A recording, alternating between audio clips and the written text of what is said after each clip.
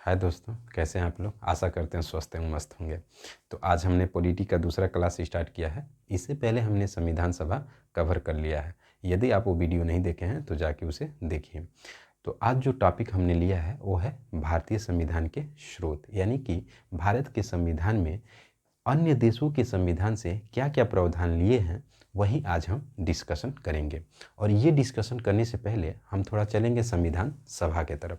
तो जब 1946 में संविधान सभा का गठन हो गया तो उसके कुछ ही दिन बाद 15 अगस्त 1947 को भारत आज़ाद हुआ। लेकिन उस दिन एक और घटना घटी और वो घटना थी धर्म के आधार पे भारत को दो हिस्सों में विभाजित कर दिया गया। एक था पाकिस्तान और दूसरा था भारत। तो संविधान सभा के जो सदस्य थे वो एक ऐसे संविधान का निर्माण करना चाह रहे थे जो भविष्य में धर्म, जाति और संप्रदाय के आधार पे विभाजन पुनः ना हो। इसीलिए उन्होंने कई देशों के संविधानों का अध्ययन किया और वहाँ जो सबसे बेहतरीन व्यवस्था थी उस व्यवस्था को अपने संविधान में शामिल किया। तो इसीलिए संविधान बनने में 2 वर्ष 11 माह और 18 दिन का समय लगा। तो आइए हम स्टार्ट करते हैं कि कहाँ से क्या क्या प्रावधान लिए गए हैं। तो लगभग 200 सालों से अधिक या 200 वर्षों से अधिक भारत में ब्रिटिश का राज था और इन 200 वर्षों में लगभग कई अधिनियम पारित किए, जिसमें उनका सबसे आखिरी जो अधिनियम था वो था 1935 का अधिनियम। 1935 के अधिनियम से अपने भारतीय संविधान में लगभग 250 से अधिक क्या है 250 से अधिक अनुच्छेद यहीं से लिए गए हैं। किसे? 1935 के भारत शासन अधिनियम से, जिसमें लोक सेवा आयोग, राज्यपाल, भारत का नियंत्रक महालेखा परीक्षक और न्यायालय जैसी व्यवस्थाएं कहाँ से ली गई हैं? तो भारत शासन अधिनियम 1935 के अधिनियम से। फिर आगे हम बढ़ेंगे और चलेंगे ब्रिटेन। तो ब्रिटेन से क्या क्या व्यवस्थाएं ली गई हैं वो हम जानेंगे। तो ब्रिटेन से 5 व्यवस्थाएं महत्वपूर्ण हैं। वो कौन कौन सी हैं? तो पहला है आपका संसदीय व्यवस्था। पहला क्या है? संसदीय व्यवस्था। दूसरा क्या है? संसदीय विशेषाधिकार। तीसरा क्या है? विधि का शासन। चौथा क्या है? एकल नागरिकता। और पांचवा क्या है? आपका मंत्रिमंडल व्यवस्था। तो ये 5 चीज़ें ली गई हैं। कौन कौन ले गए हैं? तो संसदीय व्यवस्था लिया गया है और दूसरा क्या लिया गया है? तो संसदीय विशेषाधिकार लिया गया है और तीसरा क्या लिया गया है? विधि का शासन लिया गया है और चौथा क्या लिया गया है? एकल नागरिकता ली गई है और पांचवा क्या लिया गया है?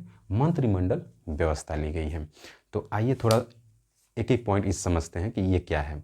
संसदीय व्यवस्था, जब कार्यपालिका अपने कार्यों के लिए विधायिका के प्रति उत्तरदायी होती है, विधायिका मतलब संसद, और संसद में निम्न सदन के प्रति जब कार्यपालिका अपने कार्यों के लिए उत्तरदायी होती है तो उसी को हम कहते हैं संसदीय व्यवस्था। ये क्वेश्चन पूछा जाता है कि संसदीय व्यवस्था क्या है, तो उसमें ऑप्शन रहेगा कार्यपालिका का विधायिका के प्रति उत्तरदायी होना। ठीक है, अब आगे बढ़ते हैं और दूसरे पॉइंट पे चलते हैं और दूसरा है संसदीय विशेषाधिकार, यानी आर्टिकल 105 के तहत संसद को विशेष अधिकार प्राप्त है। फिर आगे बढ़ेंगे और विधि का शासन। तो विधि का शासन यानी कानून का शासन। तो अपने देश में कोई व्यक्ति गरीब हो या अमीर हो, सभी लोग क्या है? कानून के समक्ष समान हैं। तो यही है विधि का शासन। फिर हम आगे बढ़ेंगे और मंत्रिमंडल व्यवस्था। आज जो हम मंत्रिमंडल देखते हैं वो कहाँ से लिया गया है? तो वो लिया गया है ब्रिटेन के संविधान से। तो यहाँ से 5 पॉइंटें आप ध्यान में रखेंगे। कौन कौन? संसदीय व्यवस्था, संसदीय विशेषाधिकार, विधि का शासन, एकल नागरिकता और मंत्रिमंडल व्यवस्था। तो ये 5 चीज़ें यहाँ से ली गई हैं और आप इसको ध्यान में रखेंगे। और पहले आते हैं अमेरिका, क्योंकि अमेरिका से जो प्रावधान लिए गए हैं वो बहुत महत्वपूर्ण है। ये सब देश जहाँ जहाँ से प्रावधान लिए गए हैं सब महत्वपूर्ण हैं, लेकिन अमेरिका और ब्रिटेन से क्वेश्चन ज़्यादा पूछे जाते हैं जो प्रावधान लिए गए हैं। तो अमेरिका से लिया गया है मौलिक अधिकार, दूसरा लिया गया है संविधान की सर्वोच्चता और तीसरा लिया गया है आपका स्वतंत्र न्यायपालिका, चौथा लिया गया है न्यायिक पुनराविलोकन और पांचवा लिया गया है महाभियोग प्रक्रिया और छठवां लिया गया है उपराष्ट्रपति संबंधी व्यवस्था। तो आइए जानते हैं कि मौलिक अधिकार।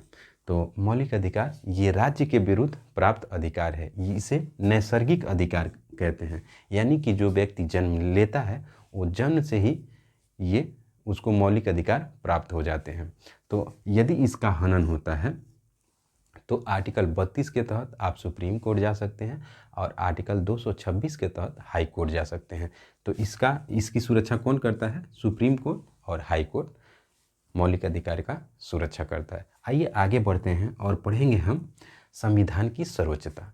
तो अपने देश में संविधान सबसे ऊपर है और उसी संविधान से संवैधानिक जो पद पे हैं जैसे राष्ट्रपति, उपराष्ट्रपति या राज्यपाल, सर्वोच्च न्यायालय के मुख्य न्यायाधीश, न्यायाधीश, ऐसे जो भी संवैधानिक पद है वो कहाँ से अपनी शक्तियाँ प्राप्त करते हैं? तो वो करते हैं संविधान से। इसीलिए संविधान क्या है?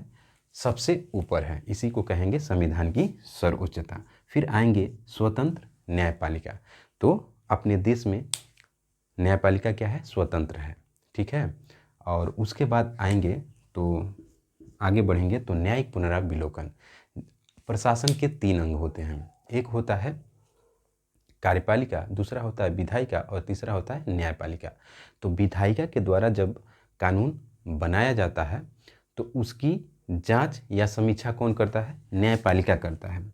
वो देखता है कि कहीं जो विधायिका द्वारा कानून बना है वो कहीं मौलिक अधिकार का हनन तो नहीं न कर रहा है। यदि वो मौलिक अधिकार का हनन करता है तो वो उस कानून को क्या कर देगा?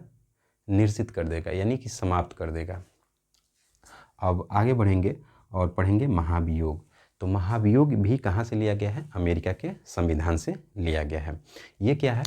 तो जब राष्ट्रपति संसद के संविधान के अनुसार जब कार्य नहीं करता है तो उसके आधार पे महाभियोग की प्रक्रिया लगाई जाती है। यानी कि संविधान के अतिक्रमण पे राष्ट्रपति पर महाभियोग की प्रक्रिया चलाई जाती है। ये अपने भारतीय संविधान के अनुच्छेद 61 में प्रावधान किया गया है। तो कहाँ किया गया है? तो अनुच्छेद 61 में इसका प्रावधान किया गया है। ये जब राष्ट्रपति जब हम पढ़ेंगे, सॉरी यहाँ पे राष्ट्रपति जब हम पढ़ेंगे तो हम वहाँ इसको डीपली अध्ययन करेंगे, ठीक है। फिर आते हैं उपराष्ट्रपति। आज जो हम उपराष्ट्रपति देखते हैं वो व्यवस्था कहाँ से लिया गया है? तो अमेरिका के संविधान से लिया गया है। उपराष्ट्रपति क्या होता है कि ये राज्यसभा का पदेन अध्यक्ष होता है। यदि किसी कारणवश राष्ट्रपति का पद रिक्त हो जाता है तो हमें तुरंत राष्ट्रपति कहाँ मिलेगा? तो वो मिलेगा उपराष्ट्रपति के रूप में। और ये कहाँ का सभापति होता है? तो ये होता है राज्यसभा का। फिर हम आएंगे आयरलैंड पे। आयरलैंड से 3 प्रावधान महत्वपूर्ण है। कौन कौन है? एक है नीति निदेशक तत्व, बहुत महत्वपूर्ण है। कई एग्जामों में पूछा गया है कि नीति निदेशक तत्व कहाँ से लिया गया है? तो आयरलैंड के संविधान से। राष्ट्रपति के चुनाव में जो निर्वाचन मंडल की जो व्यवस्था किया जाता है वो कहाँ से लिया गया है? तो वो भी लिया गया है आयरलैंड के संविधान से। और तीसरा, जो राज्यसभा में विशिष्ट सदस्यों का मनोनयन किया जाता है वो कहाँ से लिया गया है? तो वो भी आयरलैंड से। तो यहाँ से 3 प्रावधान इंपॉर्टेंट है। क्या क्या है? एक है नीति निदेशक तत्व और दूसरा है निर्वाचन मंडल और तीसरा है राज्यसभा में क्या है? विशिष्ट सदस्यों का मनोनयन। तो राष्ट्रपति के द्वारा 12 सदस्यों का राज्यसभा में मनोनयन किया जाता है। वो किन क्षेत्रों से आते हैं? तो कला, साहित्य, विज्ञान और समाज सेवा, इन 4 क्षेत्रों से वो चुन के आते हैं। तो आइए अब आगे बढ़ते हैं हम कनाडा की तरफ। अमेरिका हो गया, जैसे 1935 का अधिनियम हो गया, ब्रिटेन हो गया, अमेरिका हो गया और आयरलैंड हो गया। अब आते हैं हम कनाडा की तरफ। और कनाडा से भी 3 प्रावधान महत्वपूर्ण हैं। वो कौन कौन है? एक है संघीय व्यवस्था, दूसरा है आपका शक्तियों का विभाजन और तीसरा है आपका क्या? तो तीसरा है आपका केंद्र के द्वारा राज्य में राज्यपाल की नियुक्ति। तो आइए जानते हैं कि संघीय व्यवस्था क्या होता है। जब केंद्र और राज्य में सरकारें होती हैं और वो स्वतंत्र रूप से जब कार्य करती हैं तो उसे हम क्या कहते हैं? संघीय व्यवस्था कहते हैं। और दूसरा पॉइंट है शक्तियों का विभाजन। आप जब अनुसूचियाँ जब हम पढ़ाएंगे तो उसमें 7वीं अनुसूची में दिया गया है शक्तियों का विभाजन, यानी कि उसमें विषय दिए गए हैं अलग अलग सूची में। 3 सूची बांटी गई है। एक है संघ सूची, दूसरा है राज्य सूची और तीसरा है समवर्ती सूची। तो संघ सूची पे कानून बनाने का अधिकार केंद्र को प्राप्त है, और राज्य सूची पे अधिकार कानून बनाने का जो अधिकार है वो राज्य को प्राप्त है, और समवर्ती सूची पर जो कानून बनाने का अधिकार है वो दोनों को समान रूप से प्राप्त है। लेकिन किसी एक ही विषय पे केंद्र और राज्य दोनों के द्वारा जब कानून बनाया जाता है तो केंद्र का कानून मान्य होता है। आइए आगे बढ़ते हैं। और फ्रांस में जब क्रांति हुई थी तो वहाँ का नारा ही था स्वतंत्रता, समानता और बंधुत्व। तो ये हम प्रावधान कहाँ से लिए हैं? तो फ्रांस के संविधान से लिए हैं। फिर आएंगे जर्मनी, और जर्मनी से लिया गया है आपातकाल। तो भारत के राष्ट्रपति को 3 प्रकार के आपातकाल की शक्तियाँ प्राप्त हैं। एक क्या है? एक है 352 के तहत, बस आर्टिकल हम यहाँ लिखेंगे और बता दे रहे हैं क्या क्या है। 352 के तहत राष्ट्रीय आपातकाल की घोषणा की जाती है। फिर 356 के तहत क्या किया जाता है? राज्यों में राष्ट्रपति शासन लागू किया जाता है। और 360 के तहत वित्तीय आपातकाल लागू किया जाता है। तो आर्टिकल 352 के तहत राष्ट्रीय आपातकाल की घोषणा की जाती है, और 356 के तहत राज्यों में राष्ट्रपति शासन लागू किया जाता है, और 360 के तहत वित्तीय आपातकाल की घोषणा की जाती है। फिर आएंगे हम रूस। इसे हम यदि क्वेश्चन पूछता है तो या तो देता है पूर्व सोवियत संघ, क्योंकि पूर्व सोवियत संघ का विभाजन 1991 में हुआ था, और हम इसे कब ग्रहण कर रहे हैं? तो 42वें संविधान संशोधन 1976 के द्वारा। तो या तो रूस दिया रहेगा, नहीं तो पूर्व सोवियत संघ दिया रहेगा। तो आप इसको ध्यान रखिएगा। तो यहाँ से क्या लिया गया है? मौलिक कर्तव्य लिया गया है, और इससे अनुच्छेद 51 क में इसका प्रावधान किया गया है। 51 क में इसका प्रावधान किया गया है, और भाग 4 क में इसका प्रावधान है। तो इसे 42वें संविधान संशोधन के द्वारा 1976 के द्वारा संविधान में जोड़ा गया। ये जब संविधान बन के तैयार हुआ था तो मूल संविधान में ये व्यवस्था नहीं थी, मौलिक कर्तव्य। तो इसे 42वें संविधान संशोधन 1976 के द्वारा अपने संविधान में जोड़ा गया था। और ये भी पूछता है कि किस समिति के रिपोर्ट पे जोड़ा गया था? तो स्वर्ण सिंह समिति के रिपोर्ट पे ये जोड़ा गया था। फिर आएंगे जापान, और जापान से लिया गया विधि द्वारा स्थापित प्रक्रिया। ये आर्टिकल 21 में अपने संविधान में प्रावधान है, उसमें दिया गया है कि विधि द्वारा स्थापित प्रक्रिया के आधार पर ही किसी व्यक्ति को प्राणदंड दिया जा सकता है। फिर आगे बढ़ेंगे ऑस्ट्रेलिया, और ऑस्ट्रेलिया से 2 चीज़ें बहुत इंपॉर्टेंट है। पहला है, एक है आपका समवर्तीय सूची, और दूसरा है आपका संयुक्त अधिवेशन। ये दोनों क्वेश्चन बहुत बार एग्जाम में पूछे गए हैं। तो हम पढ़ेंगे समवर्ती सूची। तो अभी आपका ऊपर डिस्कशन हम किए थे। तो समवर्ती सूची पर केंद्र और राज्य दोनों को क्या है? समान कानून बनाने का अधिकार है। जब केंद्र के द्वारा यदि किसी विषय पे कानून बनाया जाता है और राज्य भी उसी विषय पे कानून बनाता है तो केंद्र द्वारा बनाया गया कानून मान्य होगा।